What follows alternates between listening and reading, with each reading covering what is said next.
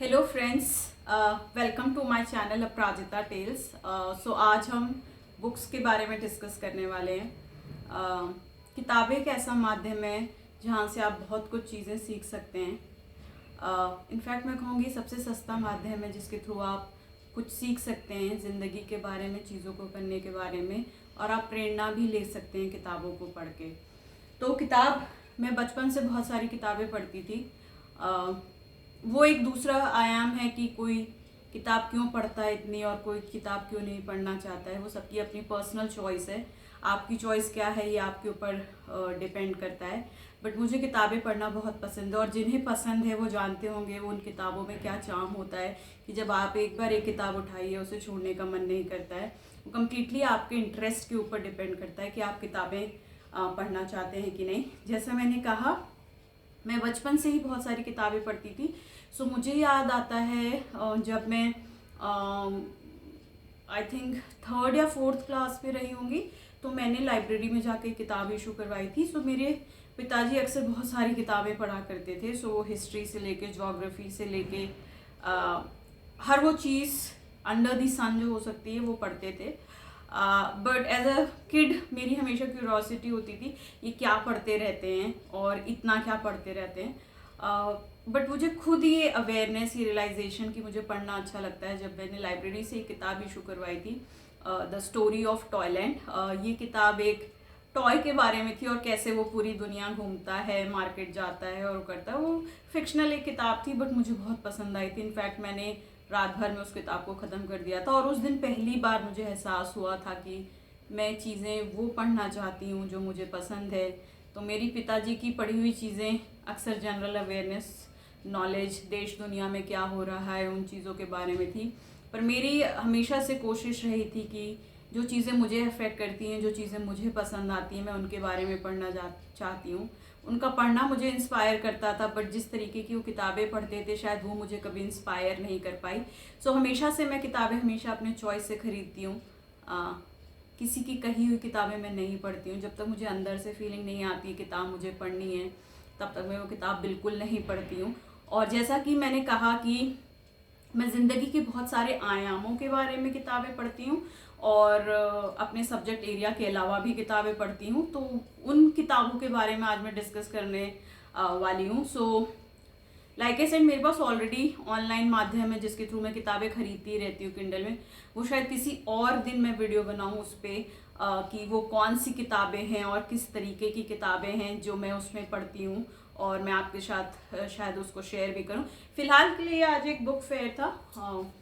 तो book fair में ये कुछ किताबें मैंने खरीदी। जब मैं किताब ढूंढ रही थी तो मैं सोच रही थी क्या चीज़ वो है जो मुझे आकर्षित करती है किसी भी किताब को खरीदने के लिए।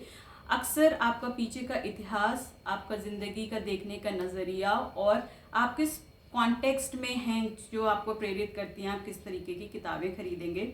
सो ये 3 किताबें हैं, और हर इन 3 किताबों का मैं कॉन्टेक्स्ट भी बताऊंगी कि किसने किस चीज़ के लिए मुझे प्रेरित किया। सो किताबें बहुत सारी थी वहाँ पे, हर किताब मुझे पसंद नहीं आई।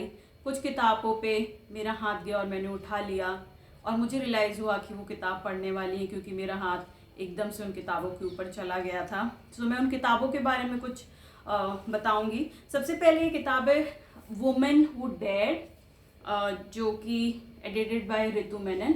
सो वुमेन हु डेड, मैं सोच रही थी किताब ने मुझे ऐसा क्या मुझे आकर्षित किया, अट्रैक्शन जो आप कहते हैं किसी किताब के लिए, इसके टॉपिक ने मुझे इतना अट्रैक्ट क्यों किया। शायद मैं खुद एक औरत हूँ और मैं बिलीव करती हूँ आपको डेयरिंग चीज़ें करती रहनी चाहिए, आपके अंदर हिम्मत होनी चाहिए, आपके अंदर बोल्डनेस होनी चाहिए उन चीज़ों को करने की, और जब लगे उसे कर देना चाहिए बिना दुनिया की परवाह किए। मैं इसमें विश्वास करती हूँ, और शायद ही इसी वजह से मुझे इस किताब का टाइटल बहुत टेम्पटिंग लगा, वुमेन हु डेड। डेयरिंग वर्ड ने कैप्चर किया मेरा इंटरेस्ट। और इसके अंदर मैंने, तो किताब खरीदने से पहले 2-4 पन्ने तो आप देखते ही हैं कि फाइनली खरीदने लायक है कि नहीं। तो इस किताब को मैं देख रही थी और इसमें से कुछ वर्ड्स थे जो मुझे काफ़ी, तो मैंने कुछ लाइंस आप लोगों के लिए मैं रीड करती हूँ, जिसमें ये कुछ बताता है किस तरीके से चेंज हुआ है स्वरूप औरतों का, सोशल पॉलिटिकल स्पेस में कैसे उनकी डिसीजन मेकिंग और एक्सप्रेस करने के तरीके सामने आए हैं, बट उसके बावजूद भी बहुत सारी महिलाएं हैं जो नहीं दिखती हैं। प्रिविलेज क्लास से होने के बहुत फ़ायदे हैं, आपकी विजिबिलिटी बहुत ज़्यादा होती हैं, बट ऐसी बहुत सारी अनप्रिविलेज्ड औरतें हैं जिनकी विजिबिलिटी ज़ीरो है। तो मैं एक्चुअली समझना चाहती थी, हर औरत की कहानी अलग होती है, हर औरत के संघर्ष अलग होते हैं, बट हर औरत के संघर्ष ही होते हैं। तो उसको ध्यान में रखते हुए मैंने ये किताब खरीदी। मैं हर एक औरत के संघर्ष की कहानी जानना चाहती हूँ, जिसने उसे प्रेरणा दी कि वो कुछ करना चाहती है। सो मैं जानना चाहती हूँ कि किसने किस औरत को क्या बना दिया है और क्यों बना दिया है, क्या वो खुद से बनी है, समाज ने बना दिया है। सो इसमें कुछ 21 औरतों के कॉन्टेक्स्ट और उनके past, present, life, shared identity, बहुत सारी चीज़ें हैं। तो ये इंटरेस्टिंग है। एक औरत होने के नाते आप और कहाँ सबसे ज़्यादा सीख पाएंगे अनटिल अनलेस आप उन औरतों के बारे में पढ़ें जिन्होंने वाकई बोल्ड और डेयरिंग। तो मैं अक्सर इंस्पिरेशन लेती हूँ उन औरतों से जिनमें वो डेयरिंग कैपेसिटी है, जो दुनिया के मापदंड छोड़ के अपने मापदंड तय करती हैं, जो डिसाइड करती हैं कि वो क्या करना चाहती हैं, वो परवाह नहीं करती कि दुनिया उन्हें क्या बनाना चाहती है। सो इसके कॉन्टेक्स्ट में कुछ लाइनें हैं। मैं आपके लिए पढ़ रही हूँ। Some very positive change has taken place as a result in the last 10 years in women's literacy has gone up by 15%. Women literacy has gone by 15%. 33% of panchayat seats are now reserved for women, and this is a major step towards political empowerment. औरतें political space में भी दिखने लगी, although वो मात्रा काफ़ी कम है, but औरतें पॉलिटिकल स्पेस में दिखने लगी हैं। लिटरेसी भी उनकी बढ़ी है।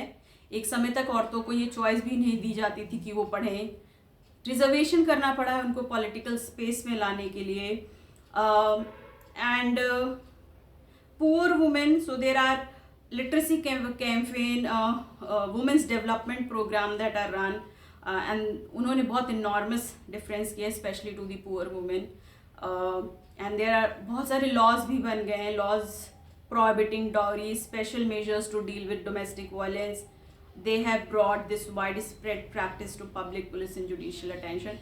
So ये ग्रोथ की एक स्टोरी है जो बता रहा है कि चेंज हो गया है कॉन्टेक्स्ट जब औरतों का आता है। बट इसमें कुछ दूसरा वाला पार्ट कुछ और भी कहानी बताता है कि कहानी अभी अधूरी है, पूरी नहीं हुई है।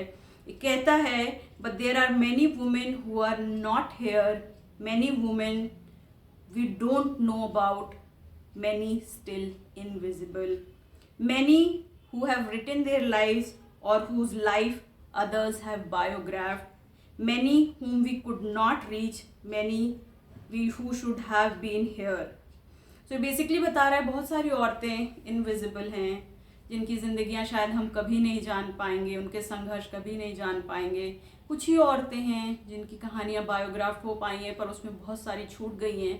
तो आप भी अगर उन महिलाओं में से हैं जिनकी संघर्ष की कहानियां जुड़ गई हैं, छूट गई हैं, संघर्ष की कहानियां रह गई हैं, आप इनविजिबल है, आप इन कहानियों में शायद अपने आप को ढूंढ पाएंगी और वो जो अस्तित्व की तलाश कर रही हैं शायद वो आपको इस किताब के थ्रू मिलेगी। हम सब अलग हैं, हम सब में कुछ यूनिक क्वालिटीज़ हैं। सो एक औरत की तरह आप कोशिश करेंगी तो पाएंगी कि आपकी अपनी खुद की कहानी है। ये एक इंस्पिरेशन का सोर्स हो सकता है, बट यही सिर्फ एक मापदंड नहीं है। मुझे लगता है कि हर वो औरत जो कोशिश कर रही है, संघर्ष कर रही है, वो अपने आप में एक नायाब कहानी लिख रही है, चाहे वो कहानी किताब में लिखी गई या ना लिखी गई, किसी ने उसे अप्रिशिएट किया या नहीं किया है। सो मुझे लगता है आपको उस एस्पेक्ट में देखना चाहिए। सो ये हुई मेरी पहली किताब, वुमेन हू डेयर्ड। सबसे बड़ा चैलेंज होता है किताब ख़त्म कैसे होगी, समय निकालना मुश्किल है। तो ये आई थिंक कितने 281 पेजेस की किताब है। 280 is a decent number of pages too, मतलब आप ख़त्म कर सकते हैं। सो किताब पढ़ने के लिए भी मैं कुछ रूटीन फॉलो करती हूँ। 10 पेज एक दिन में कोशिश करती हूँ और इस तरीके से किताब ख़त्म हो जाती है। आप सोचेंगे उसे पढ़ेंगे तो टाइम शायद नहीं निकलेगा। दूसरी किताब है गांधी द राइटर। अब आप सोचेंगे ये किताब मैंने क्यों खरीदी। इसमें भी 2 आयाम हैं। गांधी हमेशा से मुझे बहुत इंस्पायर करते थे। क्यों इंस्पायर करते थे? क्योंकि मेरे ग्रैंडफादर फ्रीडम स्ट्रगल के पार्ट रहे थे, तो अक्सर वो अपनी कहानियों में इनका जिक्र ज़रूर लाया करते थे, नॉन वायलेंस मूवमेंट के against, and how through love and compassion he brought certain things to the forefront. So मेरे ग्रैंडफादर के थ्रू मेरे चाइल्डहुड में इन चीज़ों के इम्प्रेशन बन गए थे, और the way he accept the truth. So his book, The Experiments with Truth, how complete, honestly, authentically he accepts each and every facet of his life, that too publicly, itself has inspired me in a number of ways. तो मैं उनका एक नया dimension, the writer, समझना चाहती थी। मैं भी लिख रही हूँ आजकल, अपने ख्यालों को लोगों तक पहुँचाना चाहती हूँ, और उसको मैं अक्सर स्क्रिबल करती हूँ। सो इसलिए किताब ने मुझे अट्रैक्ट किया था। दोनों कॉन्टेक्स्ट आपस में मिल गए थे। बचपन में मेरे ग्रैंडफादर जिन्होंने मुझे कहानियाँ इनके कॉन्टेक्स्ट में कुछ बताई थी, और मेरे अंदर का जो राइटर जग गया है, इसकी वजह से ये किताब ने मुझे अट्रैक्ट किया।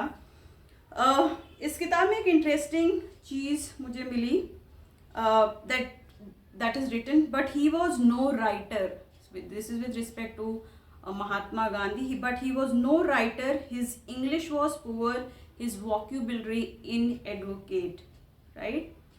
So this is the line which captured this. To be a writer, do you really need a command over the subject? So further इसमें बुक में आंसर करने की कोशिश भी की है। अभी मैं प्रीव्यू पेज पे हूँ, किताब पूरी ख़त्म नहीं की है, जिसमें वो पूछता है what is a writer, writer होता कौन है, and answer is complex, multifaceted, and it says he who wields words effectively for a creative purpose is a writer beyond doubt.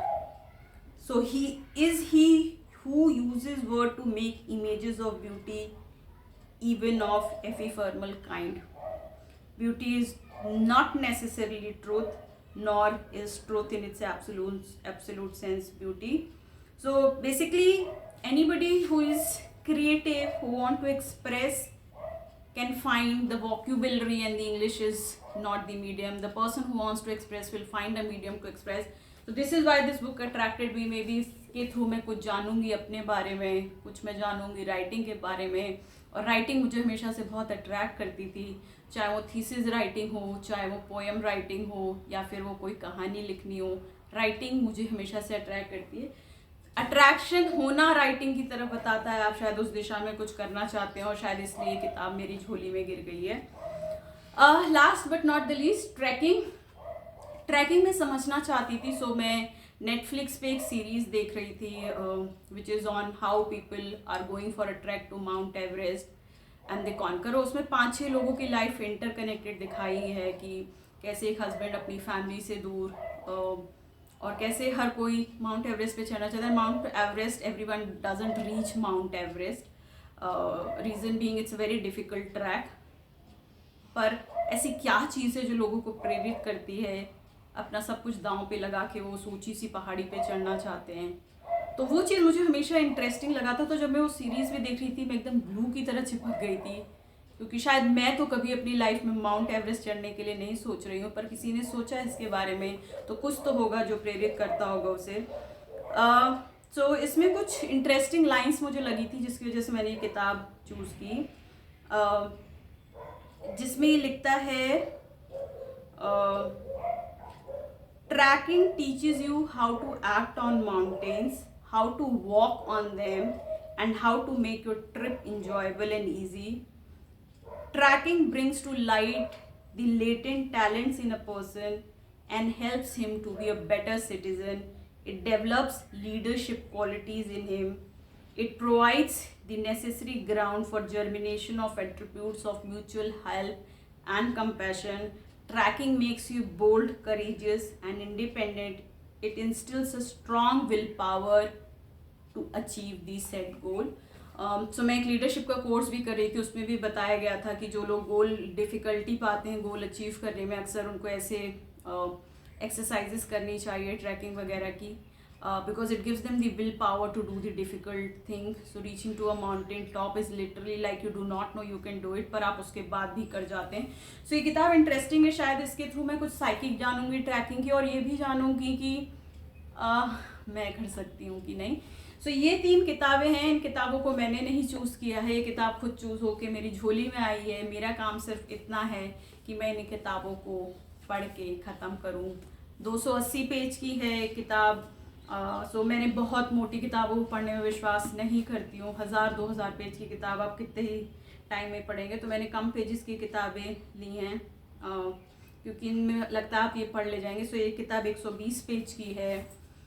दूसरी किताब मैंने बताया कुछ 280 पेज की हैं। सो ये अच्छी किताबें हैं। मेरे लाइब्रेरी के कलेक्शन में हार्डबाउंड बुक में इंटेलेक्चुअल कम मल्टी फेसेड डायमेंशंस को टच करते हुए डायमेंशंस ऑफ लाइफ को ये किताब है। उम्मीद है आपको ये बुक रिव्यू पसंद आया होगा। बुक रिव्यू तो नहीं कहूँगी, इंट्रोडक्शन है इन किताबों का। अभी मैं इन किताबों को पढ़ना शुरू करूँगी। जब ये किताब ख़त्म होती है तो हो सकता है मैं इसका फाइनल रिव्यू भी दूँ कि मैंने क्या सीखा इन किताबों के थ्रू। सो आज के लिए बस इतना ही। Thank you so very much. अगर आपको ये वीडियो पसंद आया है तो प्लीज़ लाइक, कमेंट और सब्सक्राइब ज़रूर करिएगा। सब्सक्रिप्शन मुझे ये बताता है कि जो मैं एक्सप्रेशन यहाँ पे कर रही हूँ वो आपको पसंद आया है और आप मुझसे कुछ सीखना चाहते हैं। उस प्रोसेस में शायद मैं भी कुछ नया जो कर रही हूँ उसमें सफल हूँ। तो ज़रूर लाइक, कमेंट और सब्सक्राइब करिएगा। Thank you so very much for watching Aparajita tales channel.